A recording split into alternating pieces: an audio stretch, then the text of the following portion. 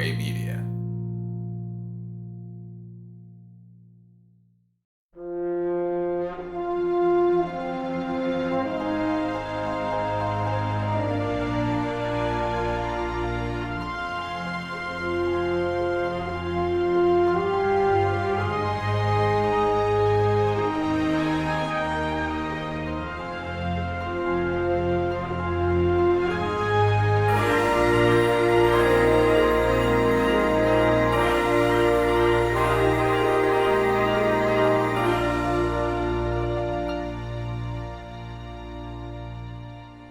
Welcome to episode 111 of the Filmumentaries podcast. Hope you're all doing well. This is Jamie Benning here, talking to you as usual from my house in London. If this is your first time listening, you've got over 100 episodes featuring some of the most fascinating behind-the-scenes artists and some unsung heroes in the film industry. And to my regular listeners, thank you so much for your continued support, especially those of you on Patreon. Your backing just keeps this podcast going, it really does. Today, I'm excited to share my conversation with TyRuben Ellingson, good name, a visual effects artist, concept designer, art director, whose incredible career includes work on Jurassic Park, the Star Wars Special Editions, Avatar, and Pacific Rim. He's collaborated with visionary directors like George Lucas, James Cameron, Guillermo del Toro, helping to bring their imagined worlds to life. In our chat, we discussed TyRuben's early inspiration from 2001: A Space Odyssey when he was a kid, his work at ILM, and how he played a key role in the VFX during the Jurassic Park era. He also talked about his passion for education and mentoring the next generation of artists and passing on those invaluable lessons that he's learned throughout his career. So without further ado, here's my conversation with the brilliant TyRuben Ellingson, and I'll be back at the end for a bit more jabbering on.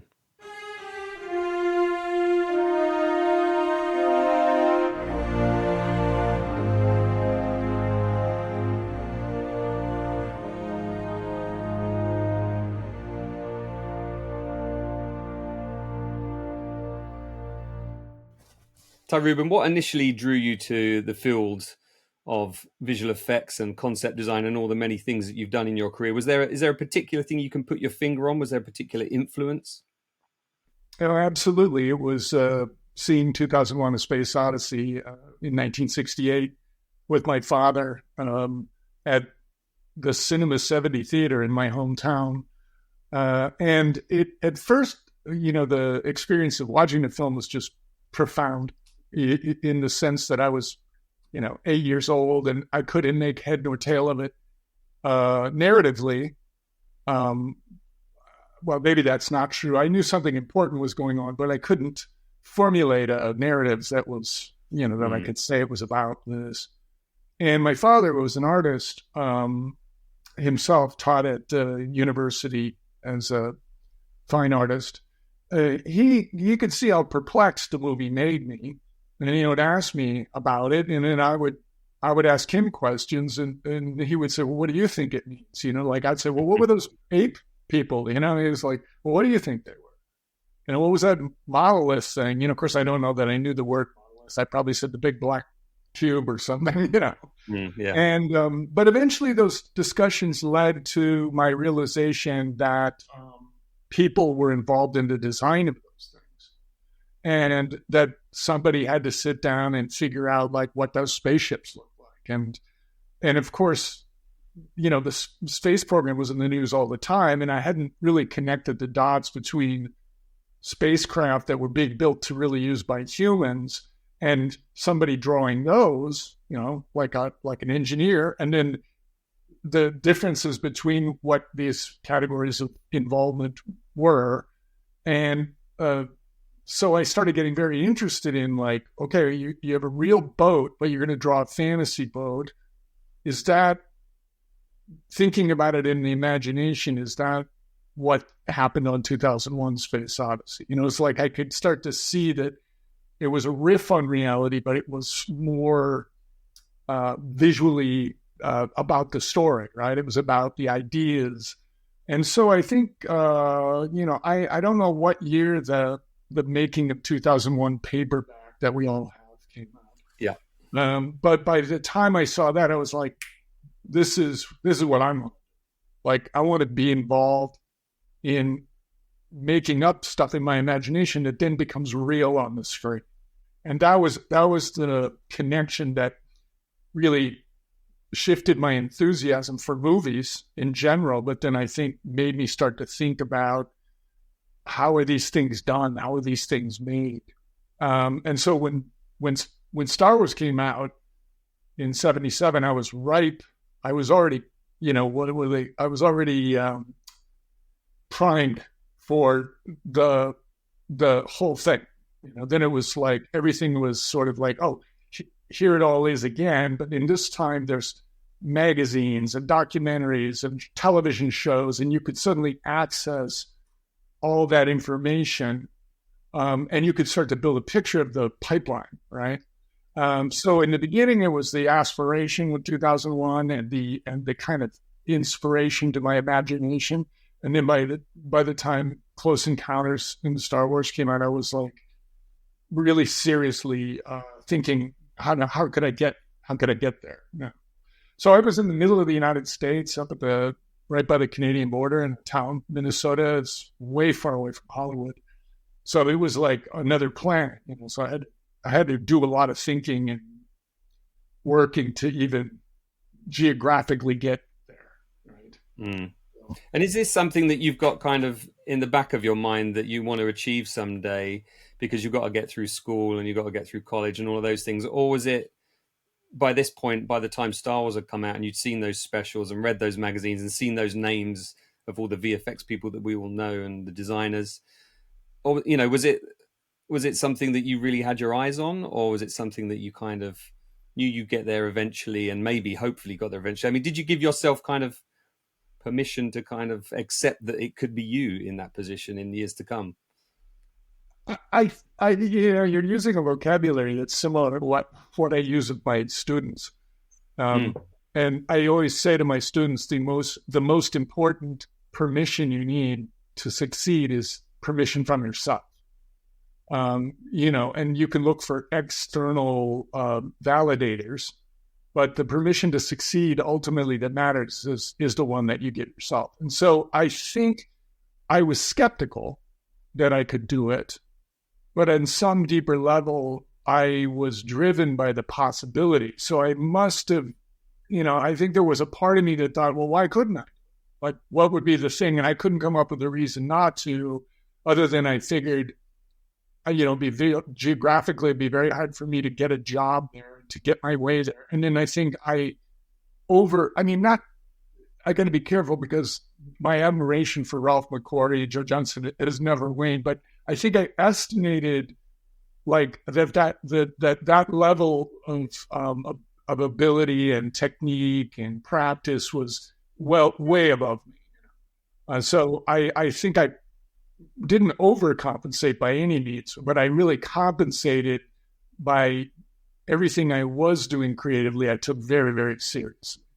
And I think it was that serious work ethic, coupled with, a strategic imagination that allowed me to, over time, make my way there. And I, just to put it in context, I arrived at Lucasfilm just prior to my 30th birthday. So, I was in school.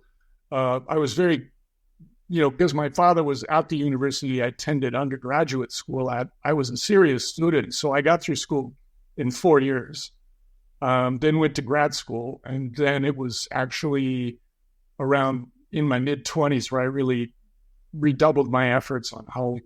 I mean, by that time, I had moved a couple of different places. I was living, living out on my own. I lived to another state. I moved across the country. So it all kind of culminated around, believing the opportunity would be there if I could get myself there. Because that was such a small group of people, really, as well. I mean, the effects industry was kind of dead before Star Wars in many ways, hence George having to create ILM in the first place. But also, a lot of those people weren't employed because they had one particular skill. They had multiple skills, right? I mean, like Joe could draw, he could paint, he could model, he could do all of those things. We were talking about Nilo briefly before this. He was, of course, brought on for Empire as an industrial designer, wasn't really a movie guy at all. How did you go about trying to kind of work out what the skills were that you needed to take you age 30 into ILM? So there was a movement in the fine arts universe that grew out of the pop art movement. Of course, most everyone knows pop art from Andy Warhol and the Campbell soup cans, but there was an outgrowth of that was referred to as photorealism, and there were a number of people that painted in a very photorealistic way. That would be Richard Estes and Chuck Close, and I was in the fine arts end of the pool all through university. And the thing that really got my attention was a painter by the name of Jerry Ott, who was completely a fine artist, but he painted with the airbrush, which was a technological tool that was still viewed as sort of it's weird because an airbrush was viewed by painters how we then later viewed Photoshop. It's like less real, right? But I had the good fortune of meeting Jerry and studying with him, and I really focused on realism. Now, realism, if you're good at it, is a very flexible skill set, right? Because you can apply it to any subject. So I was already doing like kind of fine art work, but I knew I could just focus in on a robot, do a robot, because it was, basically the skill is the same. And then when I first graduated, to your point, I actually worked at an architectural office, learned how to read plans, and then became a model builder. So I worked as a professional model builder for 5 years. And while that was that period of time, I was learning a ton about fabrication techniques. So I was learning to run mills and learning to run, pantographs, and I was learning about photo engraving and how to use different materials. So I was always building up a kind of repertoire or kind of a portfolio of experiences that I figured could lead me towards working at Industrial Light and Magic, because I knew they had model builders, and I knew that they had matte painters, and of course I'd seen all the work that had been done on all the films, so I knew that technically I could get within that range, right? So at some point I felt like the collective skills that I've been developed for myself, it started to make more and more sense that if I could get in the door, I could make a play and it would be logical, right? Like sometimes logic, you can't see it all fit together until it's behind you, and then you can go, oh, it's structurally here. And I was just putting these pieces together, moving forward through time. And at one point I looked back and thought, oh, I have a pedigree now that I could say, this is what I want to accomplish. And then it was through a circumstance that is very complicated and long, but there was an associate of mine, I was living in Dallas, Texas at the time, who was doing some consulting for Lucasfilm proper. And I got this guy to bring my portfolio out there. And I had made this custom built portfolio that was only for ILM. It was like red lacquered plastic or, red perfectly milled, because I was working in a model shop. So it was like it was the size of a phonograph record, and it opened, and then all the pieces were like perfectly photographed, and they really demonstrated here's model building, here's science fiction, here's realism. And I included some of my fine artwork, which later on, speaking with Bill George, who had been at the meeting where they looked at the portfolio, he told me it was the fine art pieces that really opened the door for me, because so much of the things that that young up and coming, artist, designer, film people showed them was what ILM was known for. So here's some spaceships I designed. Well, we do spaceships, here's this stuff. But then I had this other body of work that I think resonated because it was about my creativity and not just me demonstrating, the competency of the work. And I was really pleased I was on the fence about including it, but because my life at that point, my degrees were in fine art and I'd been in a lot of shows, so I figured they would go, well, where's the fine artwork? So I included it, not knowing how it would be received, but it actually, I think, made a big difference, which is to say, you have to curate your body of work in a way that is not only built around what you expect people to want to see, but give them something maybe unexpected. And I think that helped the door open a little bit. And then, I basically started in the art department at a time when there was a little bit of an expansion going on. There was, Steve Beck, who was a very successful commercial director, but he had come into ILM under Scott Ross and was really charged with building out a larger art department that was really devoted to doing other kinds of work besides strictly film work. So they were interested in theme park work. They were interested in more commercials. ILM commercial division was just getting. So I kind of came in at that moment with Mark Moore, and Doug Chang was just ahead of me. So this is like 87, 88, something like that? It was, I started working there in 1989. So 1990. I really think of my time at Lucasfilm as that decade starting in 90. But, so like Last Crusade, Back to the Future 2's on Back to the Future was there. They were working on The Abyss, I think, was underway. And Mark to Pay and Spaz, yeah. But mostly it was mostly the Back to the Future stuff that was front and center. But then right away, I started to meet people and engage with the larger community, and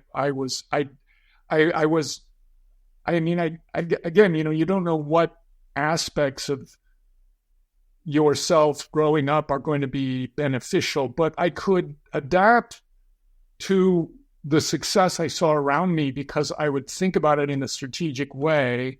Like, what's happening here? Like, how are these people getting more done, bringing the work to a higher level, how are they making inroads with other individuals within the company? And so the great thing was you could actually study people that were successful right on the job, and everybody was very focused and everyone was very serious. Everybody was putting in hours. Is there anything that surprised you about it when you first arrived? Was it like did the level of work or the level of seriousness or the speed at which you had to do things? Was there anything like that kind of struck you when you first arrived?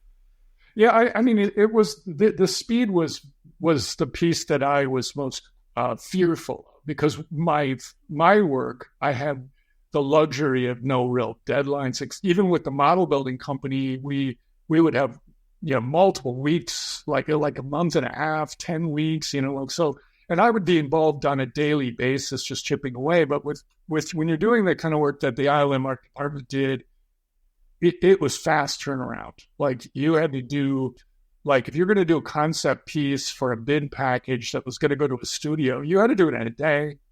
You had to do sketches that were showable. So you had to have different levels of finish. So you had to idea sketches, then refined sketches, and then you put marker on them, marker sketches.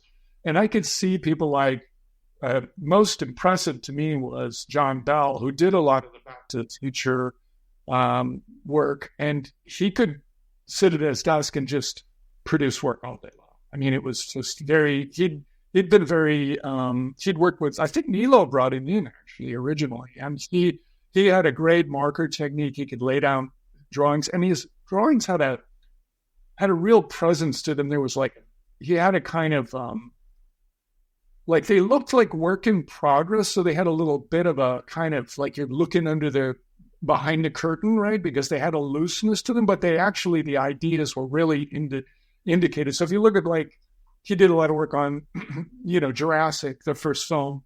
And if you look at it, there's a playful quality to the work, but it also looks very loose. It's just coming out of him very easily. And I wasn't like that. So I really learned a ton from John Bell. Doug Chang, Doug was similar to how I was when I arrived. He was very meticulous and his work was very tight. having been a photorealist and working in that way, I really gravitated towards really precise, tight work. So it, I kind of felt like I resonated with Doug in a certain way, but I was really captivated by John Bell, and then I came in with Mark Moore. We were both hired within a couple of weeks, and Mark had a kind of um, pretty solid foundation in doing good illustrations with markers and things like that. So I could ask him questions and not look like like. But I had never picked up a marker, like a design marker, until I went there, and I focused almost exclusively on marker illustration for the first few months because I could see I couldn't paint as fast as you could lay down marker, and the marker technique I really tried to get a handle on was somewhere between Doug and John, and probably could try to be able to be move in that looser world and then tighten him up when I needed to. So. And then I think the other thing to your question is the importance of relationships was something that I didn't think about, because I figured the people were assigned, like, here's this week's work, but it really wasn't like that. It was how you engaged with the larger production. So like your relationship to the visual effects supervisors like Ken Ralston and Scott Squires, Dennis, and they had to, for lack of a better word, like they had to have confidence in you. There was a trust component you needed to deliver. And oftentimes they were doing multiple things. So you had to be a self-starter. You had to be able to kind of adapt to their thinking, not always be about, here's my ideas. You had to be able to go, in a very quick time, like, well, what are your thoughts on this, Dennis? And then you have to be a part of the team, And so that collaborative aspect, I was actually, I found that very exciting.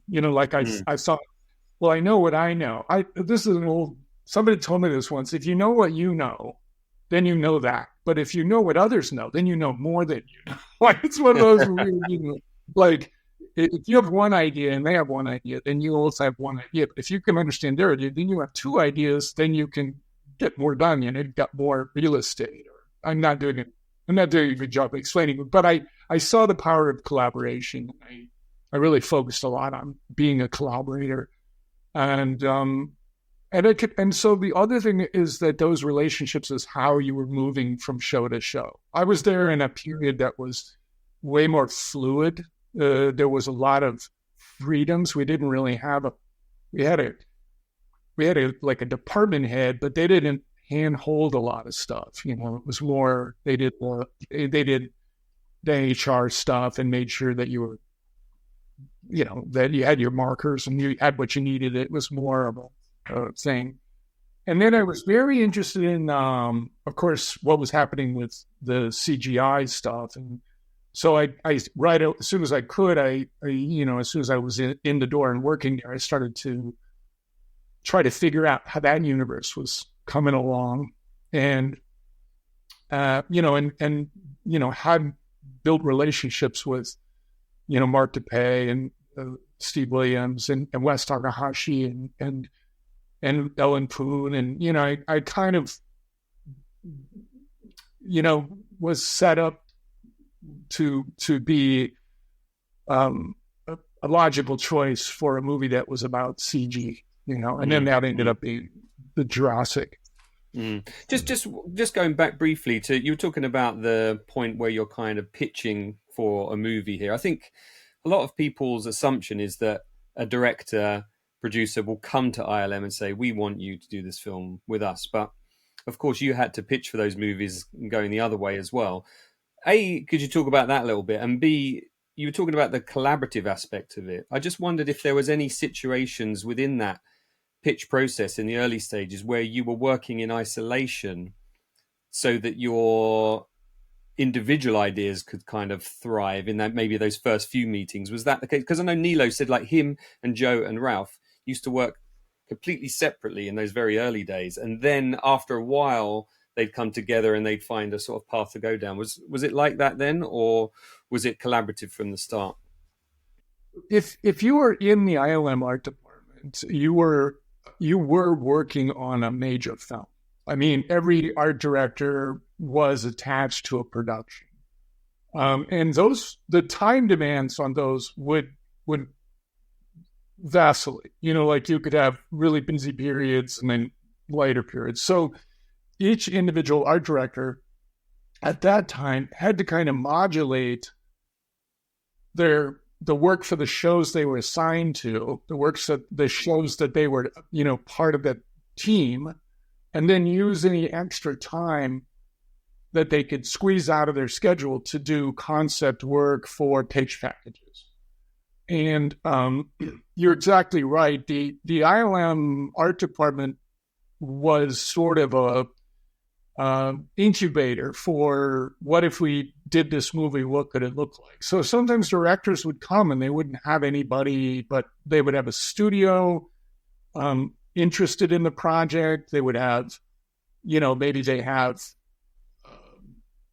of course, they have a script, and then they would come to ILM to get, a budget for the effects. And then as part of that, some of the things they were imagining, you couldn't really generate a budget if you have no idea what it is.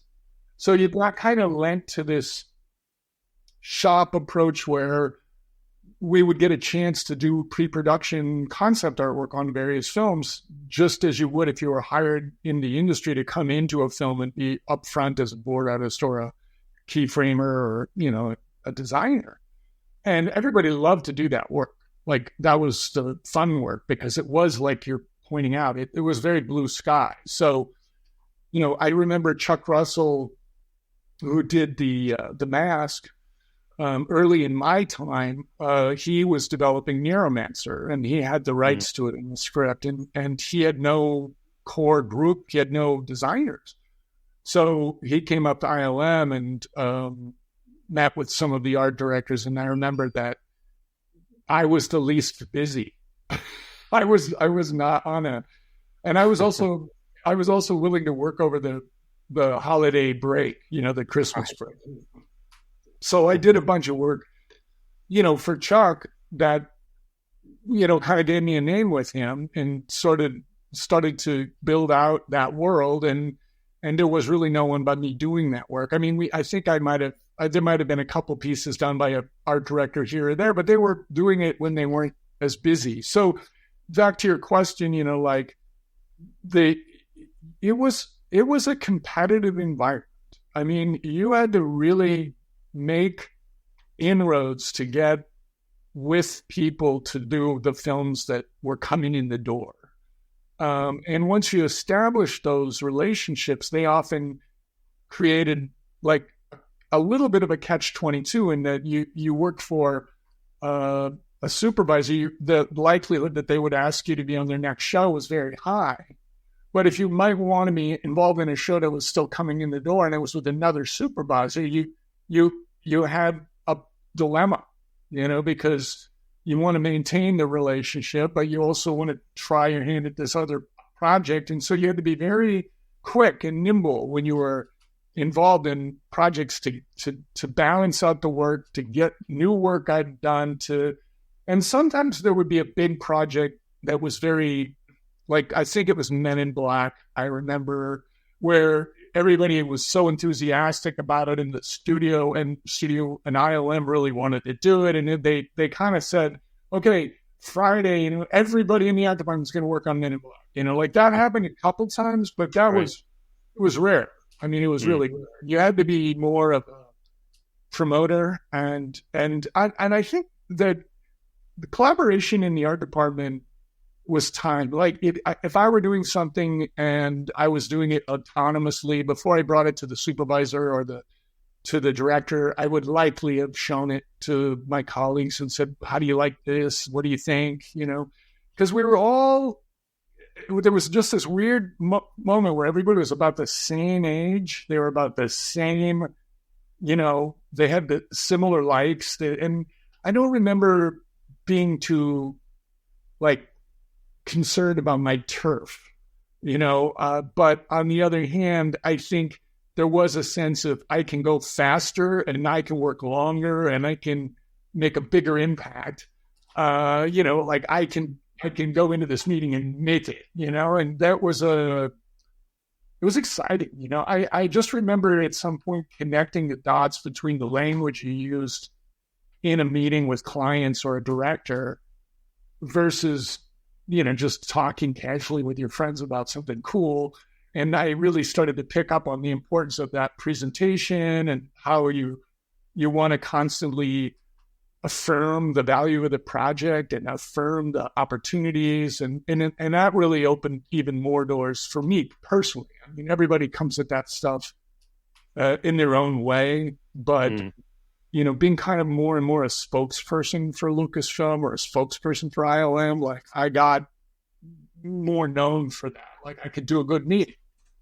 And not to say none of my colleagues couldn't. I just know that for certain supervisors, they would say, well, I'd love for Ty to be there. And that then gives them up front. And that's another thing now that I've been a teacher for, the last decade, is I talk about that to students, is that who you present yourself to be is who people will see. You go to a meeting and you don't speak, they're just going to forget you were there, or at the best, they'll say, there was that guy there, what was his role, but if you're able to, to chime in and say, oh, that scene was so incredible, I think we would have such an opportunity to do this. And then you have to also be conscientious that you don't overplay anything. Because you can be annoying. When not to talk. Yeah.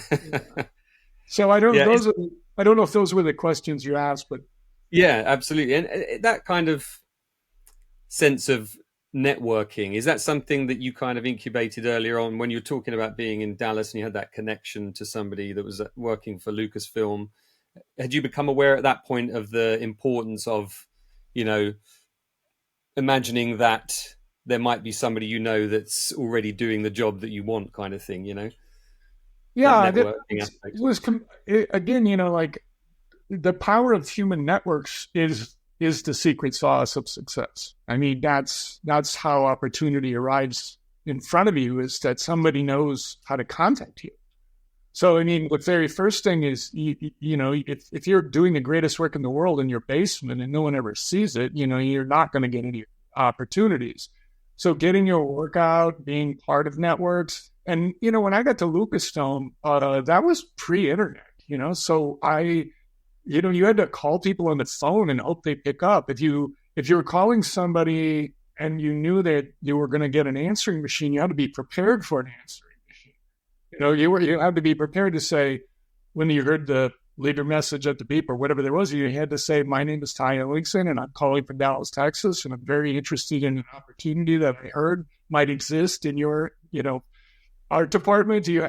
So there was a much more dynamic environment, I think, that ran on human networks. So I don't remember the author or if I even have the title correct, but in the early 80s, there was a National Public Radio had a guest on who'd written a book called something like The Power of Asking, or, I can't even, who knows, but it really was, I was probably like 24 listening to the radio. And I remember it was a woman, and she pretty much said, someone knows the thing you need to know. Like if you just pursue it with everyone you can.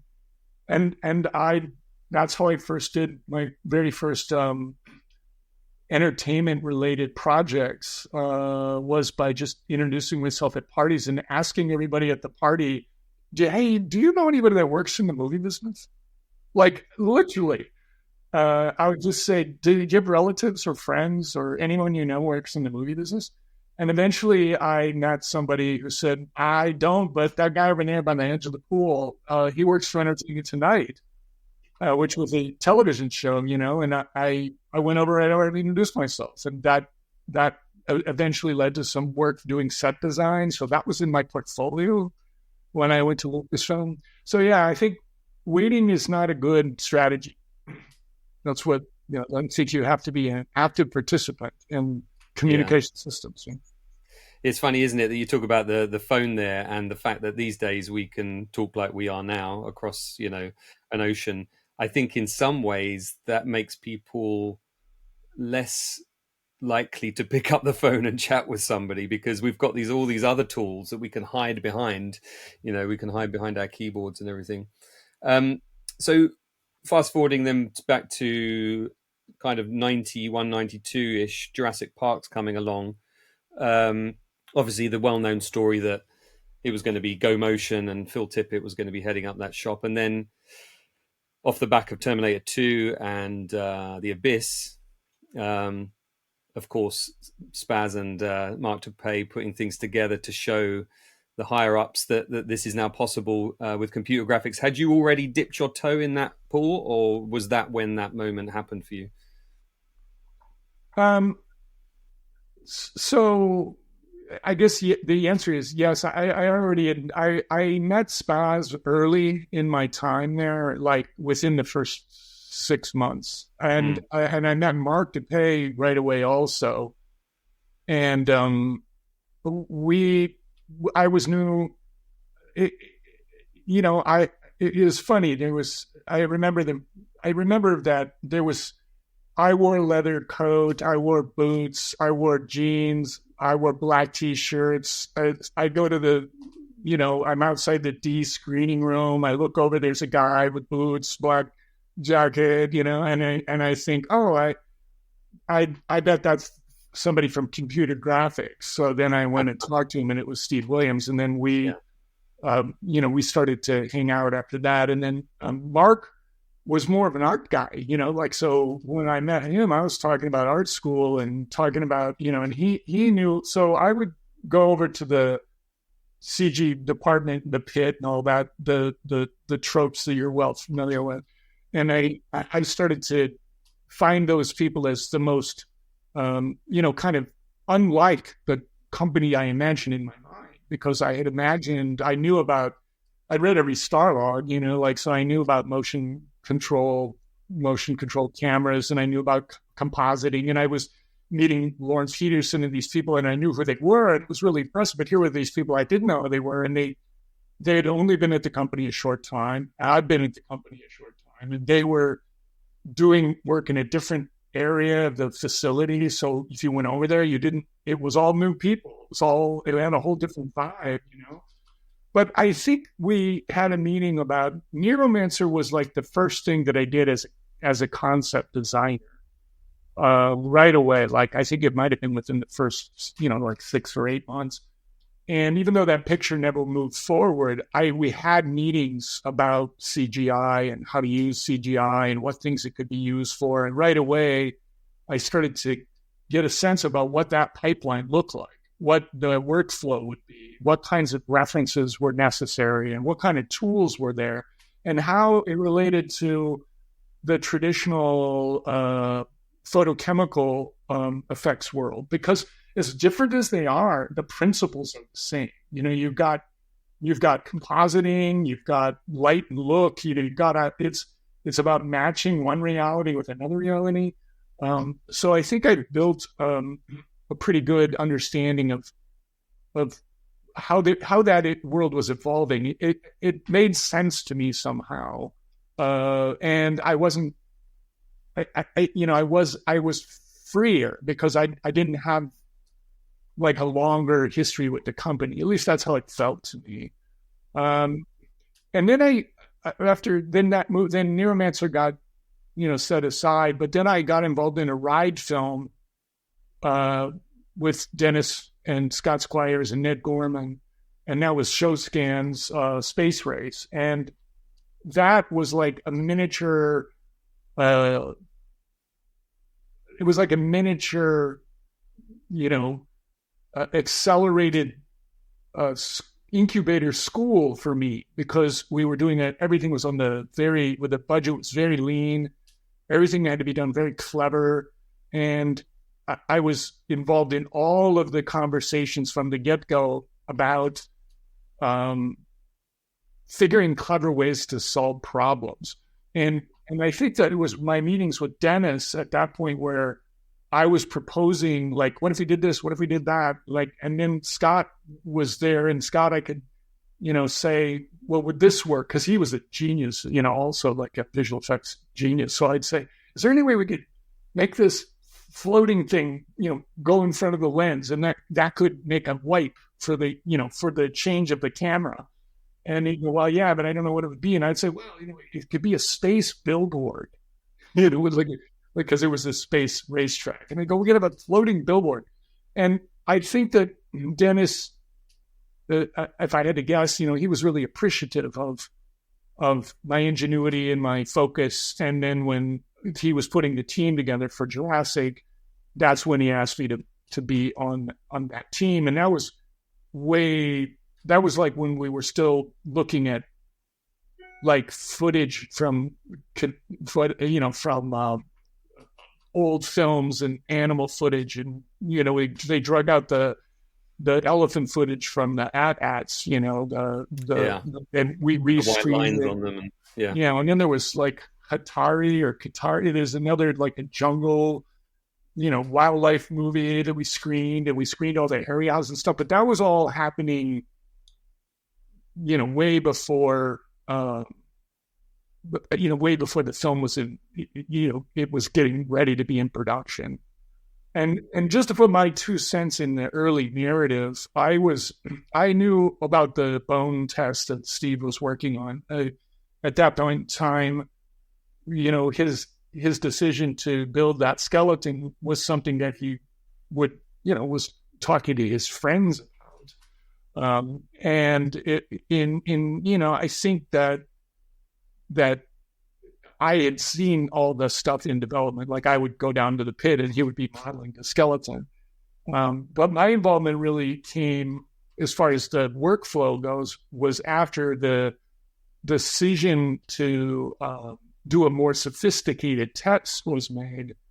I was actually the one who did the texture maps, the color maps for that early test of the Rex just coming out of the trees.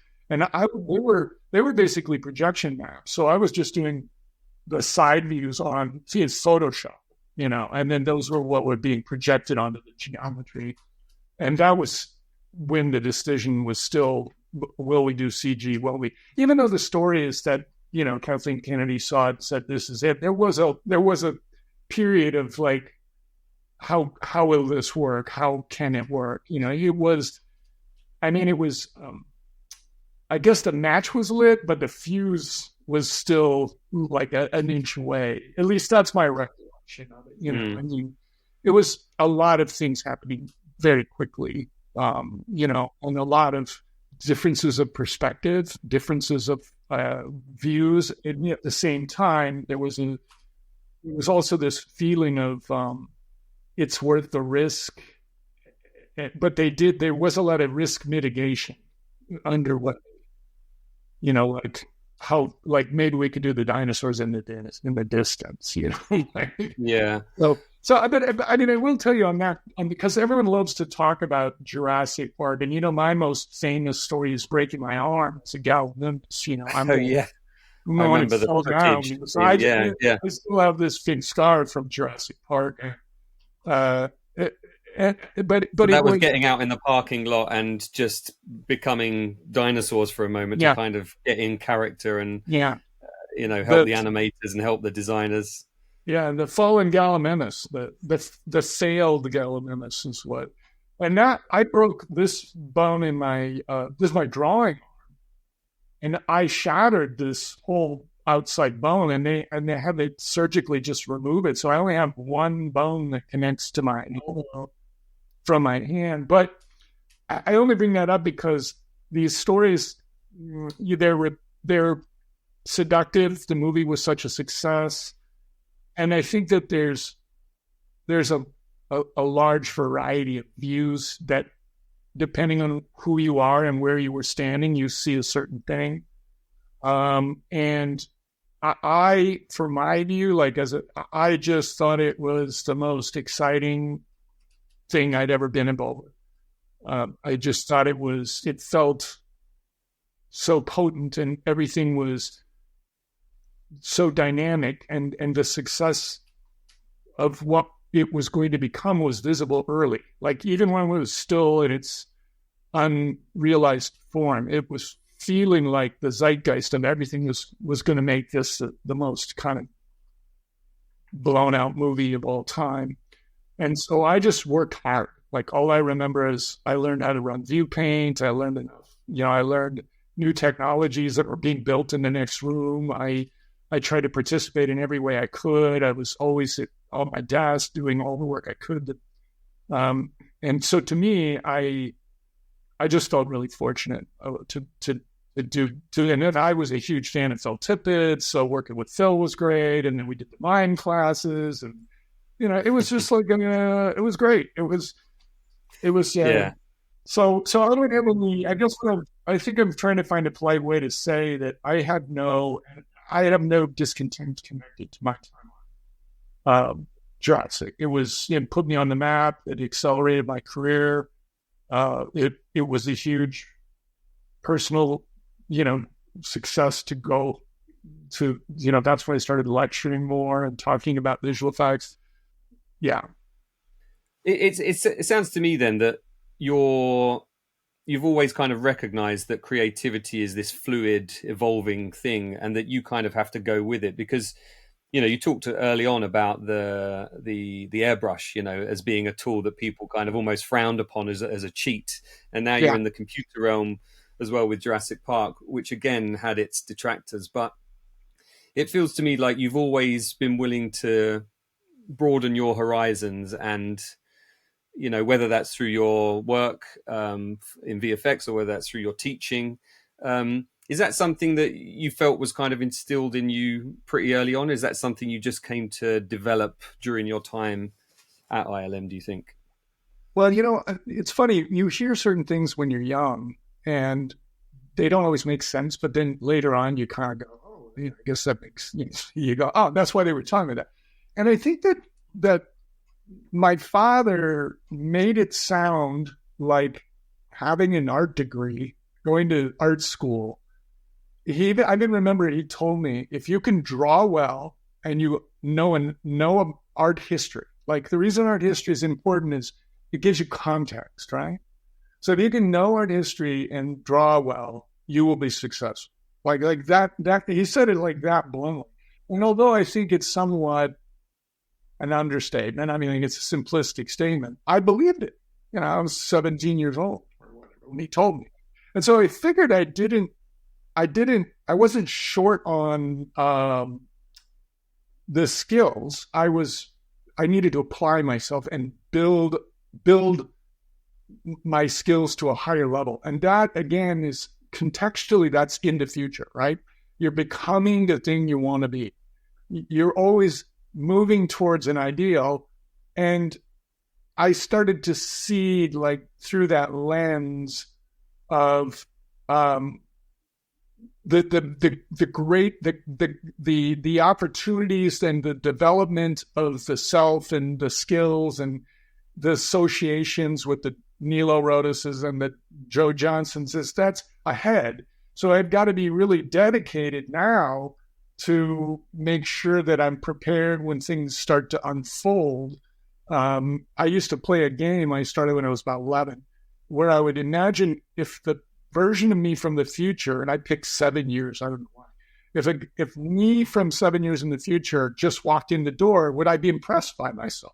Like if I saw myself come in, would I go, this is exactly the guy I want to be, or would I go, I don't know, he's, he just looks like an older version of me, right? So I kind of saw that the success happens in time and that the future was a big piece of success. And so I think I had primed myself for that in my teens. And I think by the time I got to Lucasfilm, I could see also that success for me was larger than the work on the paper. Like I learned that dealing with professionals is an architectural model builder is that you needed to go into the jungle and understand the jungle and communicate like the jungle communicates in order to come back out, do the work, and be successful. I don't think being an architectural model builder that working with architects was much like a jungle like I found in Hollywood, but you had to go to meetings and they were going to tell you about storefronts and different glazings and how windows were going to be laid in. And you had to go, oh, yeah, oh, yes. Or, you had to participate and then you have to make well, what scale and how many, how much of this? So the idea of engaging as a professional, I think, or, utilizing the world's, all of your tools, right? You're not just your pencil. You're a person that takes meetings and that shares ideas. And that all really, I think, was something I had started on when I got to ILM. And then there's, I went through this, as most people do. I imagine, I went through this period where I was very interested in the martial arts and karate, and I was very interested in Bruce Lee. And Bruce Lee has a quote, that the scoring, what is it? Success is anything that scores, and so the idea that you could, be successful by any means, like a pirate, like that was, and that I kind of freewheeling way to operate creatively was sort of what the ILM art department was built for. It was a lot of putting yourself out there, building relationships, asking to go to meetings, being present, being memorable. And so, yeah, I think creativity is a much larger force than what we sometimes point to. I think it's about knowing context.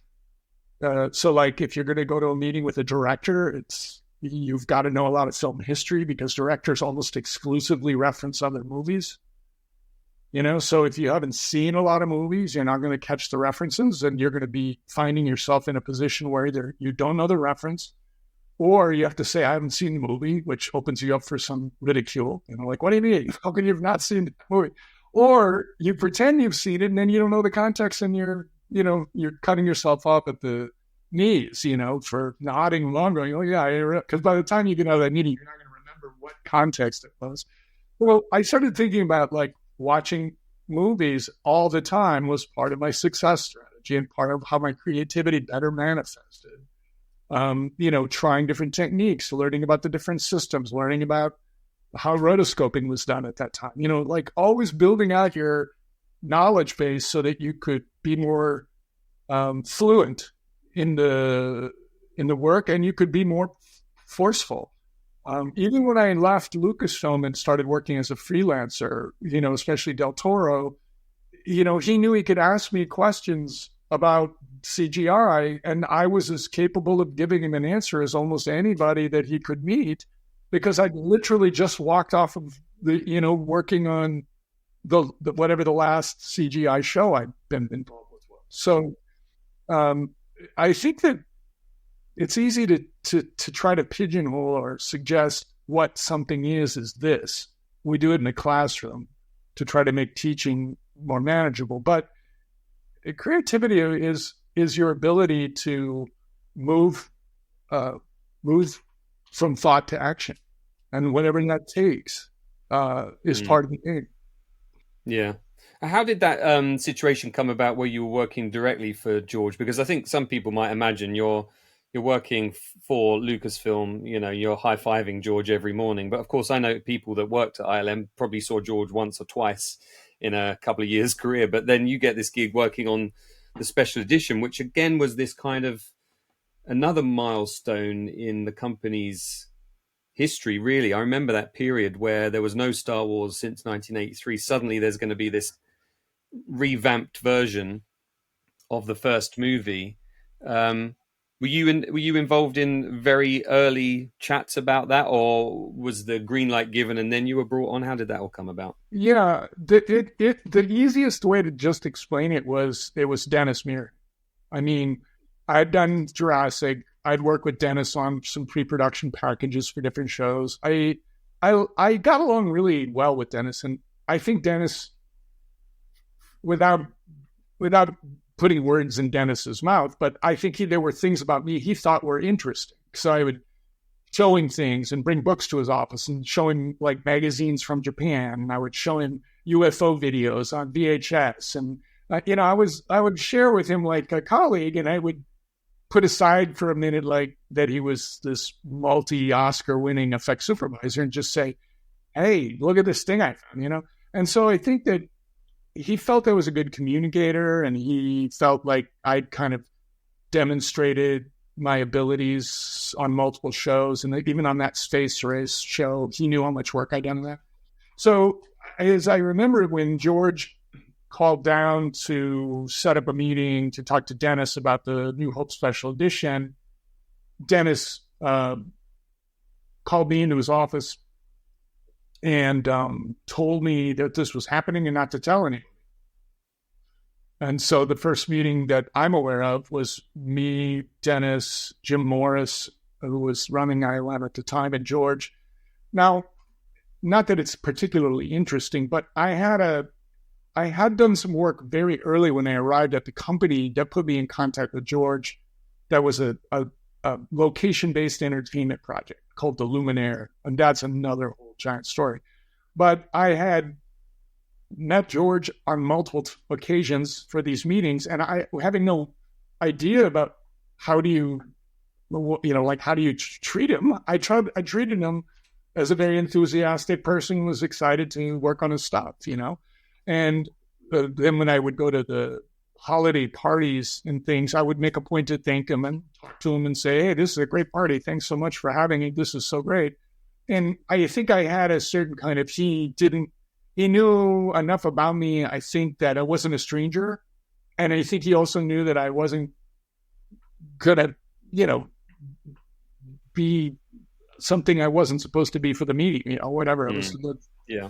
So in that first meeting, he just walked us through the shots he had in mind, and I took notes, and I just didn't. Then very shortly thereafter, I know we talk more later about like the design pieces, but the very first thing I did was they got out a copy, a 35 millimeter print of Star Wars, and put it on an editing bed, and I found the shots that he'd mentioned, and then I used a animation cell and a grease pencil, and I drew accurately whatever that thing was, and then I did a series of storyboards based on the discussions, and would then add or change the framing or whatever it was, and then that's who I was on that show.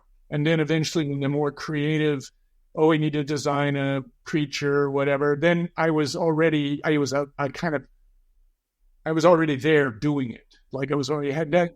Then the word got out that I was working on it, and then there was a lot of interest from the other designers, rightfully so, that they wanted that was their dream too. Right? Like it was Doug Chang's dream, it was like Claudia Mullally's dream, it was more, and these were all.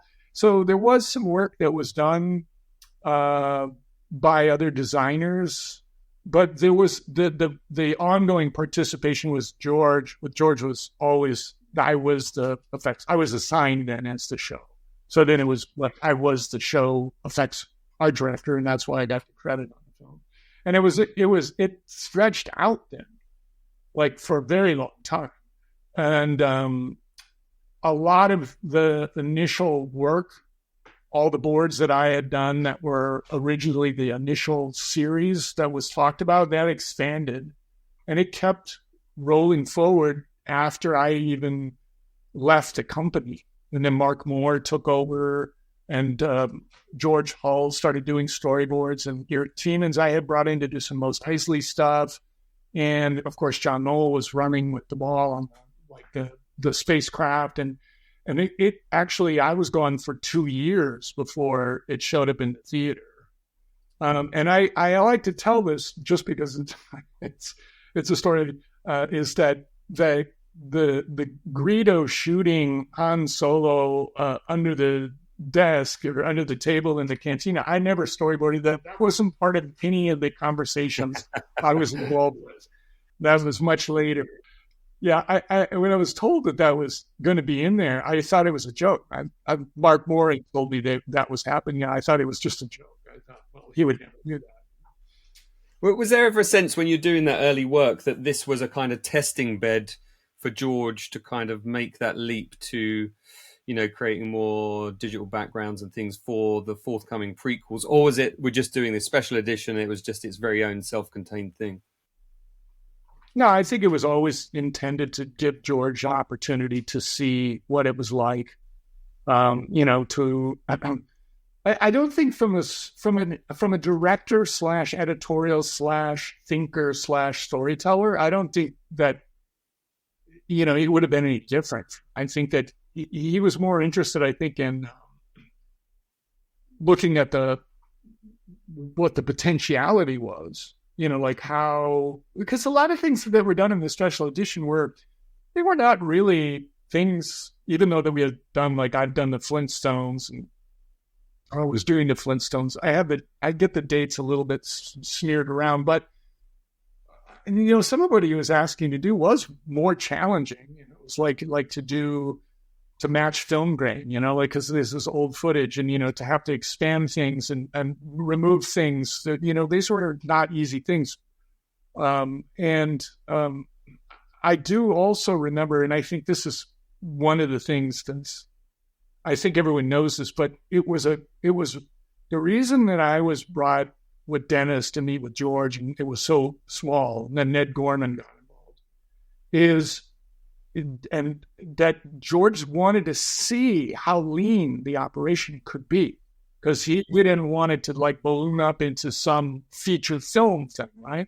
Like I remember Dennis saying, like, you're going to do this. Like you will be doing this stuff. It's like it's not going to turn into this whole big thing. And I think there was always an effort to be clever and fast and really budget conscious, and really, to try to demonstrate what the potential is if you're really coming at it from a very austere budgetary view, and I think that was always there. Like because I think you said it earlier, it was like he had one room with Milo and Joe and Ralph, and then he had Phil Tippett over there, and everything ran, like it was sort of like, I think he was interested in like, how can I do that again? But it's going to be with all this technology. So, and is that something you think stood you in good stead? Another skill that you took with you to working with directors like Del Toro and Cameron. Is that something that, kind of elevated you again? Is it another kind of string to your bow, being able to do something with that economy? Yeah. I mean, again, like, I think that the sum of the life experiences and the goals that you've set, they kind of echo through in the future. And I know that, like, so if you think about concept design, it's easy to get caught up in the beauty of the illustration, like the illustrative aspects of what it is. So if you look at the old art of Star Wars or Empire Strikes Back, there's so much beauty to be seen in those illustrations. Like, they're just marvelous. The Ralph's studies, they have this epic quality, and the detail and the walkers and how the joints work, and you can get all caught up in all that stuff, and that's what drives you as a young designer. Like, oh, I want to do that. What you learn, though, when you get into the professional sphere is that design works because of a clear understanding of the shape language, and then what is the purpose of the design in the context of the narrative. So what is the thing that your design is meant to evoke in the audience, And so when you think about shape language, you're really talking about the silhouette. And if you look at the X-Wing fighter, the TIE fighter, and the Millennium Falcon, you're never going to get those confused because shapes are so strong. And I became more and more aware of that working at the ILM art department. So it was really, what we're talking about is economy. So when if you're going to do something and you don't have a lot of time, you don't want to be doing a lot of rendering and look, the lens on the robot's eye, it does this, and you want to be going like, here's the shape. This is the shape that we need. This is the shape that we'll read. And then you just put in some supporting detail. And if you look at like being effective quick and effective, that's what you're doing. You're being more aware about what is this telegraphing to the audience, what's the primary shape that will do that, and then we can fill in the detail later. And I think that mindset was what probably always was already working in ILM back in the Joe Johnson days, and I think it carried through with the successful art directors, had a really good sense of form language, shape language, and that was kind of an incubator for developing that understanding. And so when you get out and then you're working like with Del Toro, he totally is a shape guy. Like that's totally what his bang is. And a shape and then smoke and moving parts. So like he's got a series of things he likes, but he likes to be able to see it and go, yeah, that's basically it. That's really close. And same with Jim Cameron. It's like he will tell you exactly how the pedals on a helicopter work and how it'll work in the Dragon attack or the Dragon vehicle, but he doesn't want to do that until the shape's there. Like that will be later dialogue and that will be a later conversation. So that ability to think in narrative, character-driven shapes, what are they revealing to the audience? Is kind of that is the through line of my career. And I was reading, I think it was it must have been on Avatar, the kind of load lifter thing, the bodysuit, the mobility platform. Am I right in saying that was even created to be put on set as well for the actors to enhance their performance as well? So it's not just about the audience's perception; it's also about the actual production in terms of the performance that the actors are giving. Yeah. I mean, he's there was the amp suit, that's what you're referring to, was always going to be climbed on. It was always going to be something the actors climbed on, and he even what he referenced early on was when you watch a pilot check the vehicle before when they do their pre-flight test, pre-flight review, they know what things to check. And especially if you look at like Black Hawk pilots or jet fighter pilots and military pilots, like they have things that they manually check so that they're checking it for themselves. Yes, this is set right. These are the right ways, this thing. And Quaritch does that same thing. He goes up to the amp suit and he, grabs a thing and pulls a thing, or like, so it was very much like, this is a real vehicle. And that is the building the foundation of belief that what you're seeing is real. Because if something is just like pops in and does it, you're not using the tools of storytelling to confirm over and over with the audience that what they're seeing is real. I don't know if, like the one thing that's interesting about Avatar that I don't know a lot of people, at least I haven't been in a lot of discussions, is that by bringing Jake from the spacecraft to Hell's Gate and bringing them off the big Valkyrie shuttle and then onto the tarmac and into Hell's Gate, that whole sequence grounds you in a place you understand when you get to Pandora. You're like, okay, now we're on Pandora, but we know what it is. These are hallways. This is a mess hall, whatever. This is a meeting hall. These are where things get parked. This is equipment being moved in. This is a laboratory. And so you're building this. This is all real. And so then when you finally exit, when Jake awakes in his avatar body and exits the laboratory and goes into the training area, I guess it's an avatar training area, then it opens up the world a little larger. And then you're like, oh, okay, I'm outside now. And now, okay, there's a guy. He's the same guy, but now he's this big blue guy, and he's running around, and he's eating. He can eat. He's having an experience. He can run again. He's excited about having his legs back.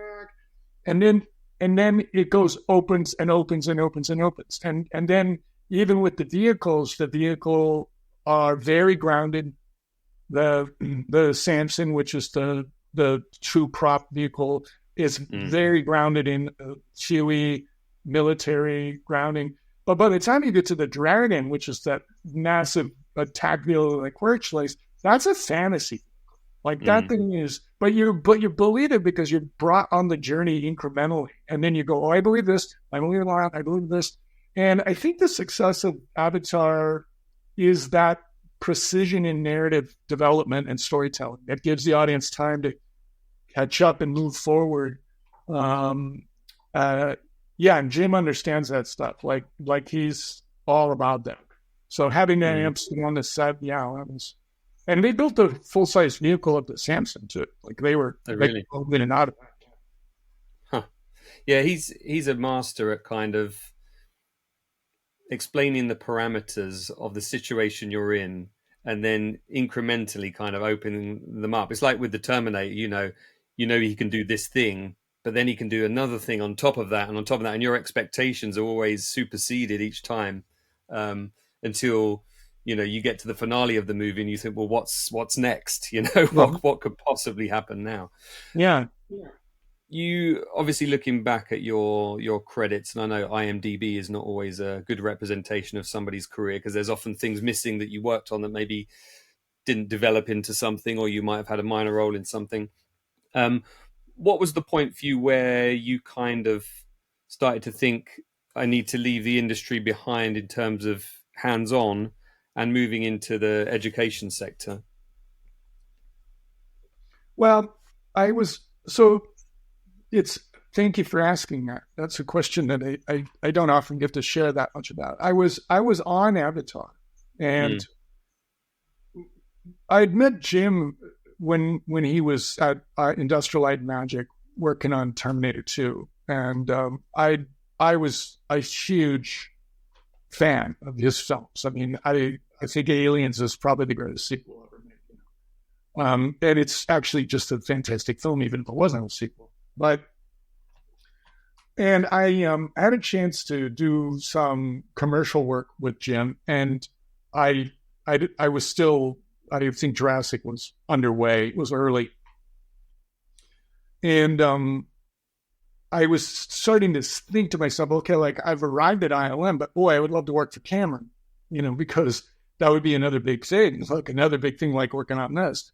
And I think I got on his radar enough that we started to bump into each other after I left Lucasfilm. Like he's friends with Del Toro, and then I would bump into him. I saw him on a flight once, and we would discuss. And so he knew who I was. And that led to me working on Battle Angel Alita before Jim was still going to be working on it. And that kind of got me in at Lightstorm. And I got to know John Landau, and then that led to Avatar. And then when I arrived on Avatar and I knew what it was, I actually knew about the project like many of us all the way back to the early 90s. And so when I went there, I wanted it like so bad. Like I wanted to do that movie. Like I wanted to do Avatar. And so when I got there, I just went into kind of like the same mode I was in the 10 years earlier, 12, 15 years earlier. And I just redoubled my efforts and committed to anything to make that movie, like anything I could do. And I really just lived, eat, and breathed Avatar. I was living in a production provided apartment. I would work I only went to work. I didn't, and I had this imagined that more and more people were going to start showing up. So I was trying to get to be really honest, I was doing as much land grabbing as I could. Like I was trying to get, okay, I got this vehicle, and here's a dump truck, like I was trying to get as much going on as I could in hopes that I could, keep it under, be the designer of choice on it. And as we move forward, what I started realizing is that Jim was content with a very small team. It's the exact same story again. You got Sid Mead, Ron Cobb, and then this other guy. And that's it. You got Joe, you got Neil and Ralph. That's it, And so I started to realize if I did my work, that I was going to be the only vehicle guy. And that's really what happened. I really was the only vehicle guy until things were approved to a level conceptually where they needed to be detailed. And then that started to go to Weta. And then they did like the detail pass, which was like where bolts, nuts and bolts, that kind of thing. But the reason I bring all that up is that there was a weekend. So Jim was very busy, of course. And John Landa, the producer, knew I was living in, in an apartment because my home was in Northern California. And so he said, would you be willing to meet with Jim on Saturdays? Because he'll be in the building. And that would be one less thing, So I said, no problem. Absolutely. So I started meeting with Jim on Saturdays.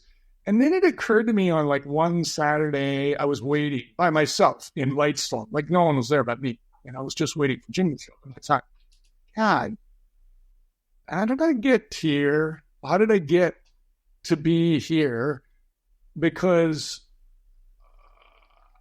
I think there was a sense on Jurassic that I had been in the right place at the right time. Like, there was a sense like I was at Lucasfilm, there was the CGI stuff was happening. I had been working with Dennis. I was like there. It felt more like I was like part of an ensemble, and I was kind of brought in because the ensemble needs to play this thing. And I was already part of that. But when I worked on Avatar, it was like Jim came into my office one day and showed me Sid Mead original drawings on some paper. And then he said, oh, and here's a sketch I did of the terraforming building. And it was like Jim's own sketch. And I was just like always trying to be cool, not go, oh my God, let me look at that, But I suddenly realized, unlike Jurassic, that I had been picked by Jim to be there. That he could have hired anybody. Like he had Titanic money. He was, he could have hired some young designer from Japan who he might have seen the work that he liked, or he could have hired, Sid was still alive. He could have brought Sid in, but for some reason, my body of work, my life experience, the things that I had sent up when I was asked to provide a portfolio of work really hit the mark. And he was like, Ty's the guy, let's get him up here, And so then I was chosen for that role. And that kind of put a zap on my head. Like suddenly I'm like, these people I always saw and kind of admired and tried to aim my developmental, ship towards, like I had become one of them.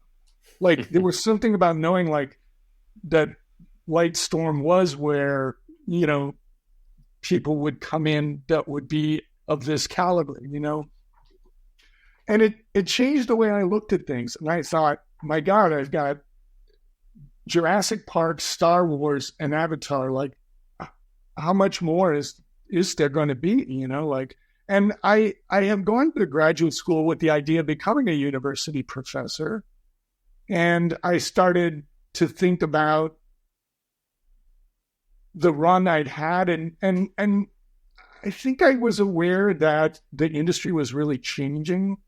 I think that I was aware that a lot of the opportunities I had were kind of evolved in a fleeting moment in time, and that wasn't going to be the case again.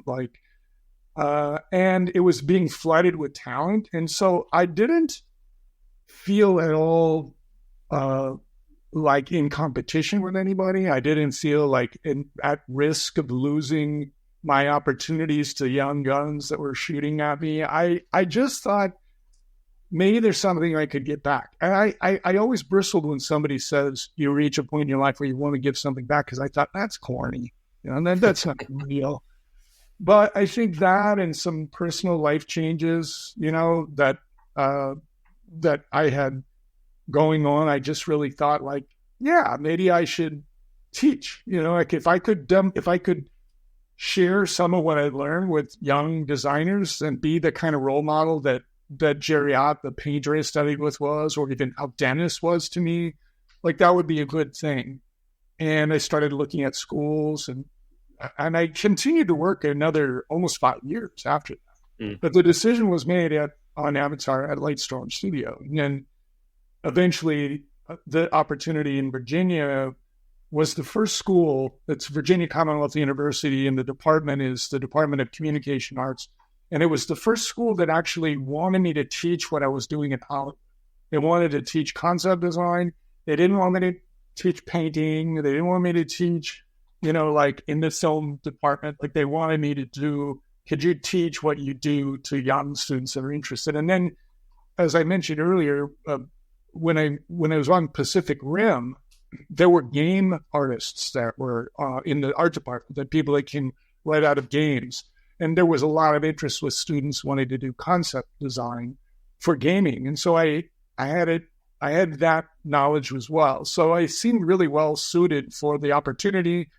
I did the interview, I got the job, and then I spun out.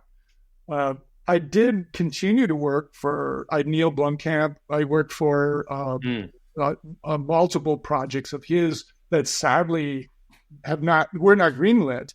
The Aliens 5 project, I did a whole summer work on that, which was really, really fantastic work. Yeah. I did a bunch of work on a couple of other projects of his also that I don't think I could talk about them, but they were, it was great because he works remotely. So I worked remotely for him on Elysium.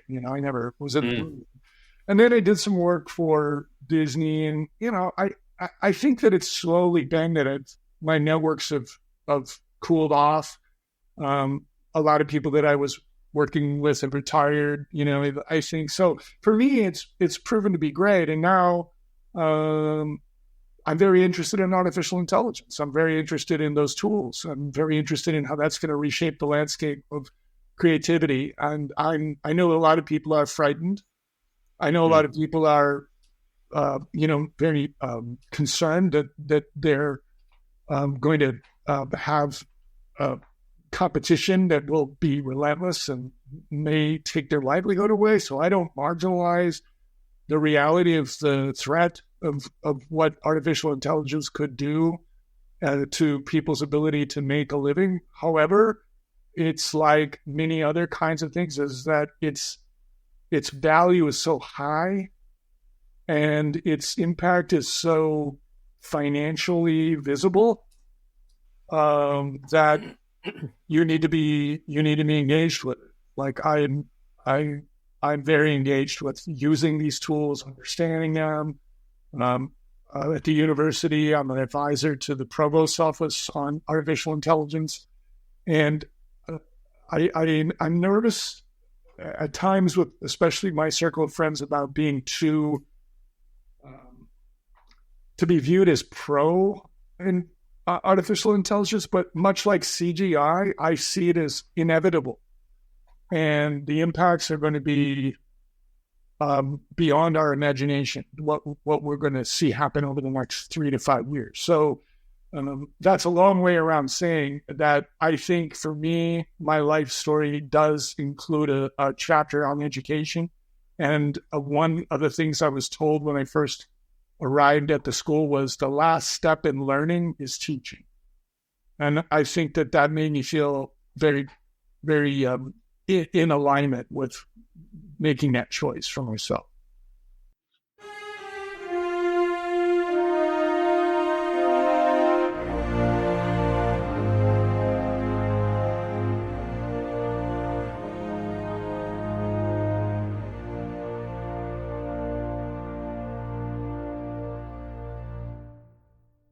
Well, I hope you enjoyed my chat there with TyRuben. Fascinating guy, I think you'll agree.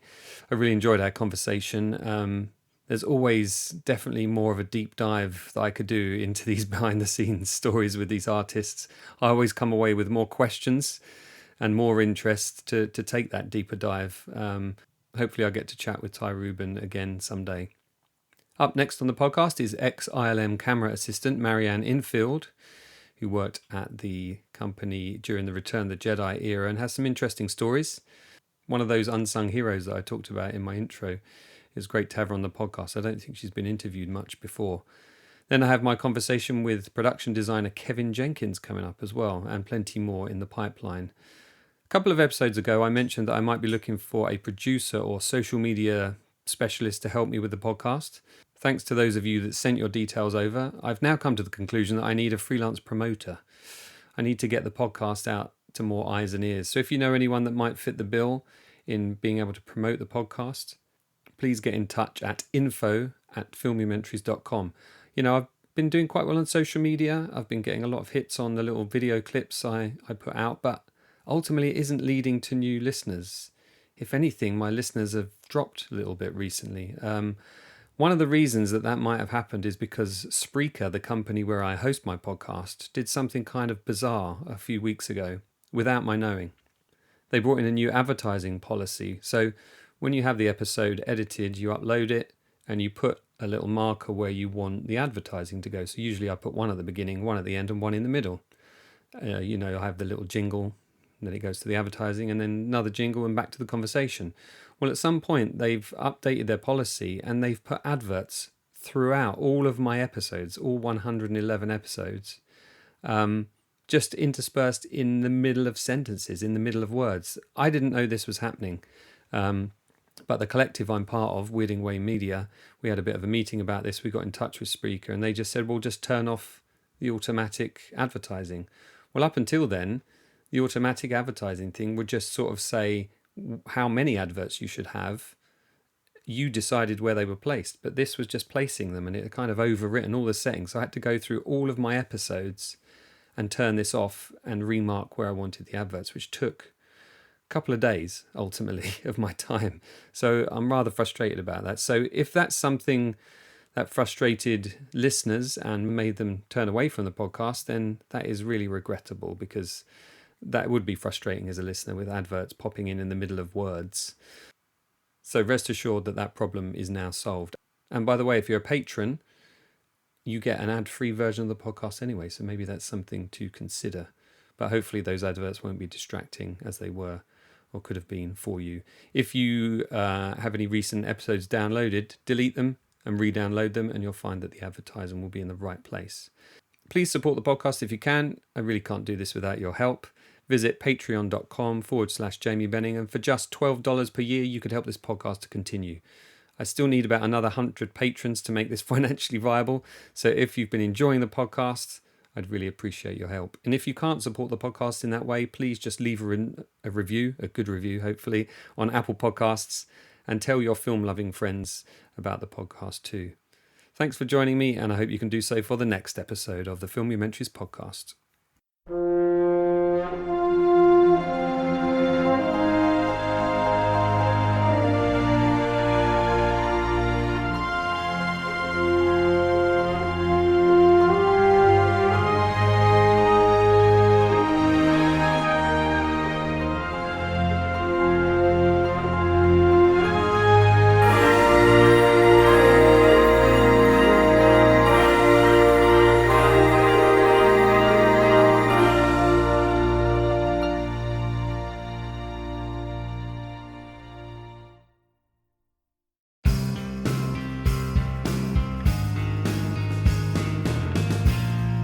Weirding